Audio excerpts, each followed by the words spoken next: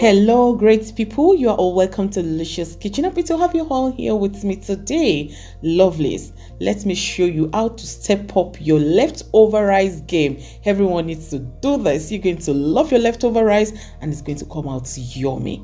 In a pot, pour some vegetable oil into it or olive oil, but I'm using vegetable oil. I added eggs into it now. You don't need to mix the egg, just add it into the oil like this. That little oil, we add it into the pot and fry the eggs. Okay, after frying, all you need to do is just get a bowl or a plate and pour it into it and keep it aside.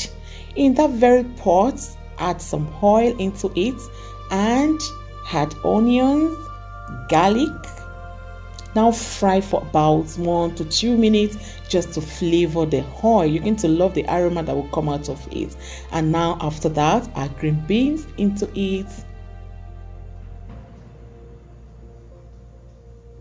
Add carrot into it. Add green peas. You can just mix everything together and you go ahead and add the protein you'll be using. I'm using chicken and it's now time to mix together. This is just optional. You can add chicken, you can add fish, you can add beef, okay? And I'll be adding some crayfish powder into it as well.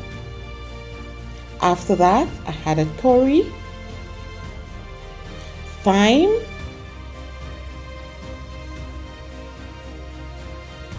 seasoning. I'm using Maggi. I love Maggi.